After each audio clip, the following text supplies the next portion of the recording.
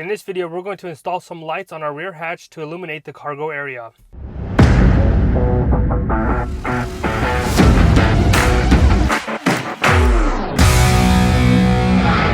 Several weeks ago or months ago, depending on when I actually upload this video, was Amazon Prime Day, and during the Prime Day sales, I purchased several accessories for the Rav4 that normally I would not want to pay full price for. Among the items that I purchased were lights for the rear hatch door.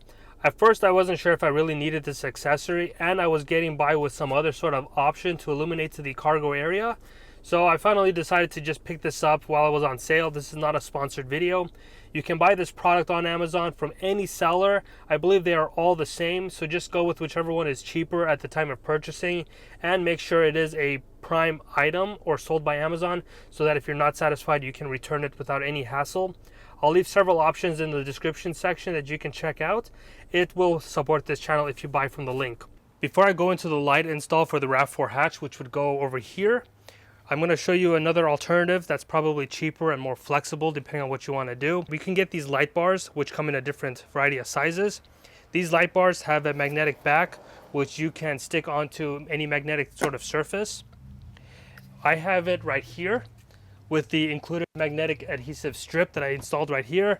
And then you can get this light bar and put it up here. These light bars have motion sense, so when the rear hatch door opens, you can illuminate the area.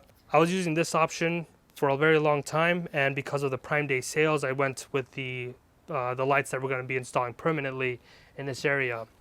In a previous video, we installed the rear dash cam and connected it all the way to the front fuse panel in the cabin. We ran the wire behind this panel through these grommets and then behind the headliner, and I imagine we're going to be doing the same thing as we run power to the lights up over here. So we're going to start by removing this panel. You can use several trim removal tools. But I do remember that there's like 4 different clips over here, and I didn't need a tool. You just simply like use some muscle to pull it off. So there are 4 clips. So now with this area exposed, we're going to also pull off this panel over here, which also, it seems like it's already loose once you remove this. I'm just going to continue to pull it off the trim clips. So there's like 2 tabs here, and then some sort of tab connection up over here. So with this back panel removed and this panel over here removed, this is what we are sort of looking at. We're going to be pretty much running wires back down here, up over here, and then into here. We should start removing this piece as well, which we can do with a trim panel tool. We'll get something sort of small, stick it inside of this hole, and see if that, oh, that's too delicate. Let's go here.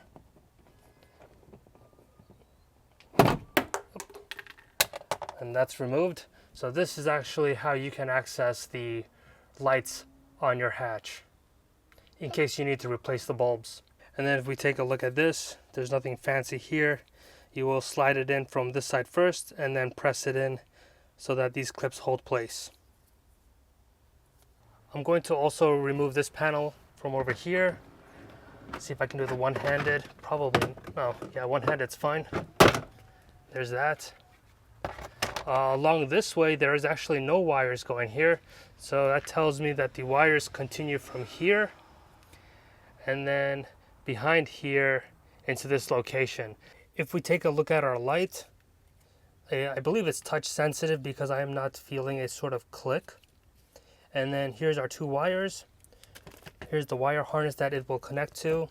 Basically, this piece will connect to this when we're ready to do that. Then this harness will probably connect to the other harness to run inside of the Rav4. Something important about this wire harness is that we have these 2 exposed leads, and then we have a connector that we will put these inside of, but they keep it separate so that it gives us an easier time running it through the grommet of the Rav4. So we need to run this from the inside of the Rav4 outside, and then these 2 wires will connect to this connector, which will then connect to the other wire harness and make contact with this. So we need to make sure these red wires align with the red wire and the white wire with the white one. To explain again before I let go of my camera, this wire is going to go from behind here up probably this grommet inside of this tube area in here up until we come over here, and then we'll make contact with the other wire harness to go to the lights on the left and right side. The other end of this wire harness, we're going to run it down here and then connect it to some location over here. It will either go to my 12 volt socket, maybe even this light because there's 12 volt light in there, and then I have an inverter which it will definitely not go into. In order to allow us to stuff wires behind here, we're going to go inside and remove these retaining clips that hold the headliner up. So you'll want to get a tool like this, kind of shove it behind and then pull on it downwards. And then you need to be careful not to press too hard into your headliner, as you could crush it, which is not reversible. So you want to just put most of your force pulling it down and not leveraging against the headliner. So that completely blew off, but it's still okay. And the teeth are going to get all messed up as you do this, but that's really not a big deal. So we'll go ahead and do it here as well.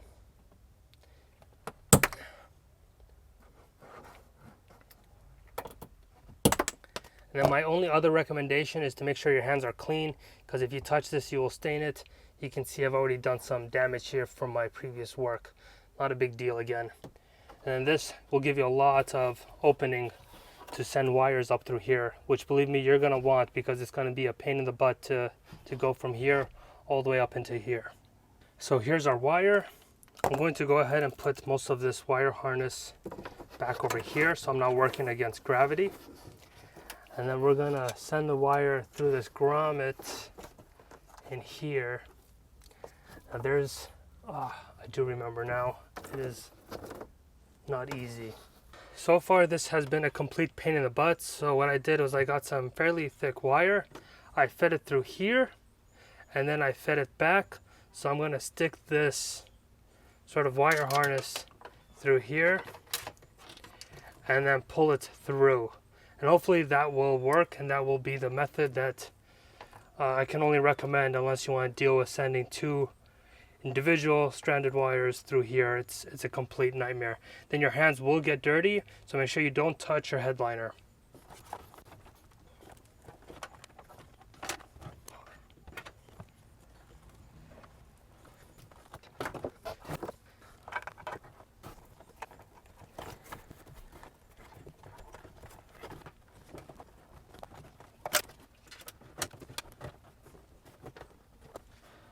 Okay, finally did that. So this is enough slack to just hang over here while we wire it to each light hole up over there and over here. So next we have our light, which we'll install in this sort of direction. It's a bit unfortunate because the cable goes in this direction when we need it to go here. So we will need to connect it and then rotate it inside of here. Hopefully you'll be able to see that. So we'll take one of our wire harness leads, continue it into here, connect it,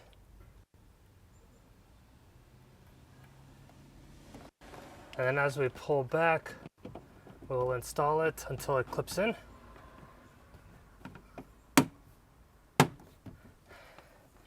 And then over here, we'll probably tape one here just to make sure it doesn't rattle as we drive.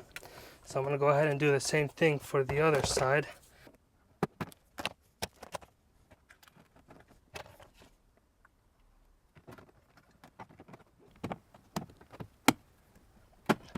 So along the left side, we taped it to the existing wire harness in this area along multiple points. Then on the right side, since there is no existing wire harness, we had to zip tie it, where I kind of did that between two holes to the sheet metal. I did it up over here, over here, over here, and finally over here.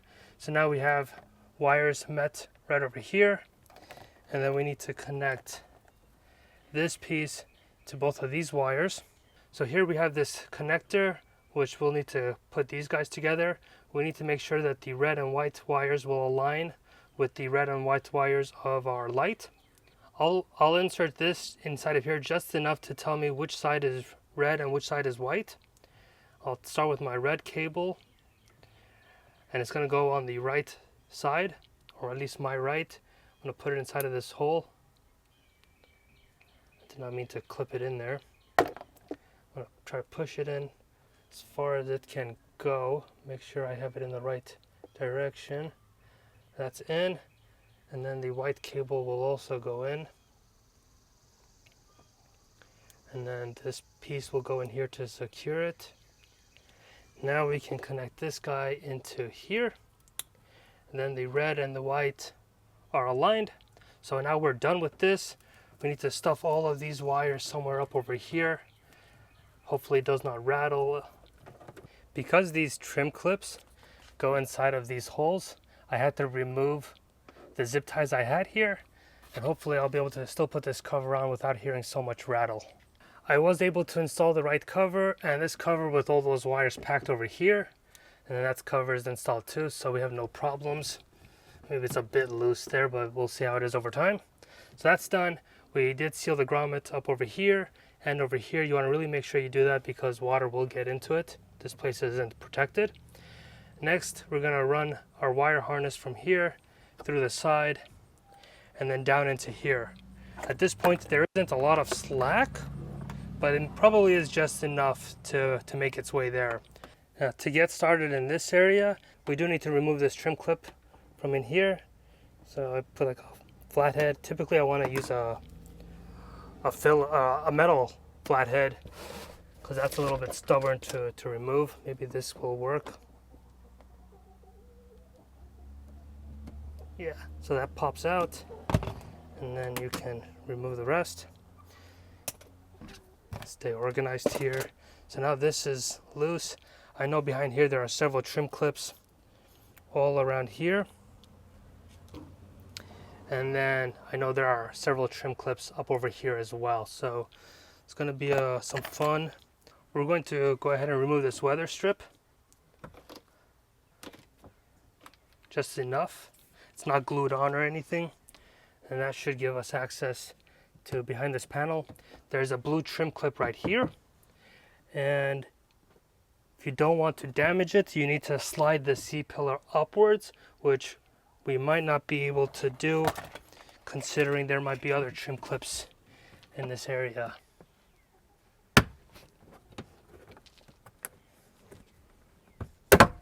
Yeah, so blue trim clip here, blue trim clip here, and we have exposed, oh, there's a wire harness right here. Maybe it's to that. Not sure. So we'll continue here. There's a red trim clip here, which I already broke, probably from several videos ago. And then, let's see. Yeah, there's several wire harnesses. In fact, it looks like the light wire harness actually.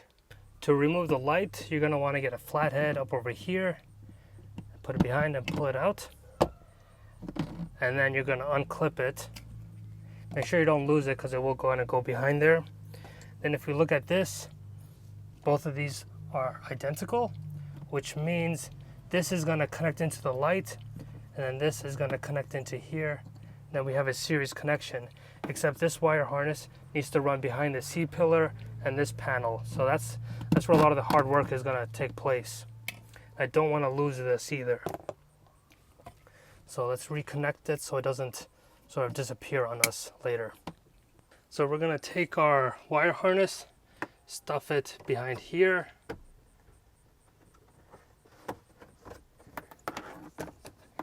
And then we need to sort of fish it so it comes out of the light socket over there.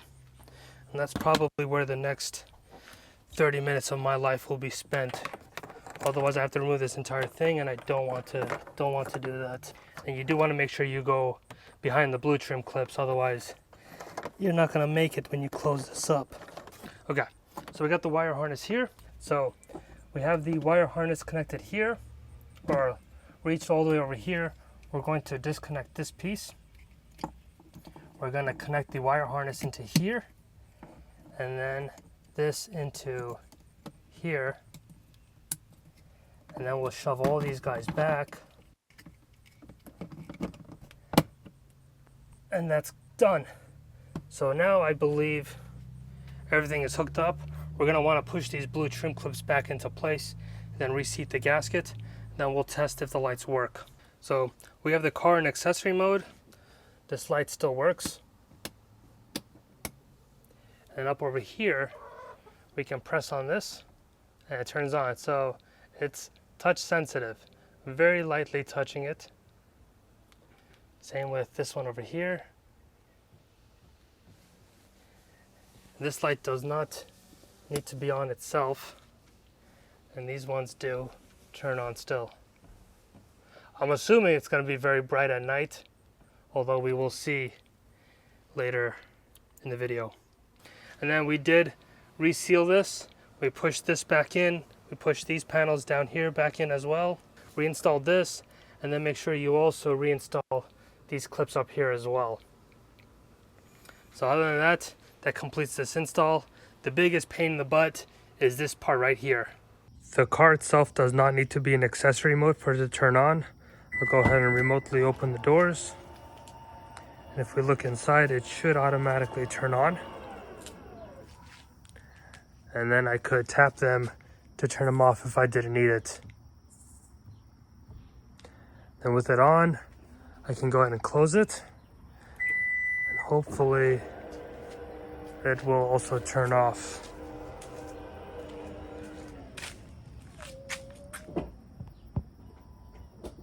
And it's off.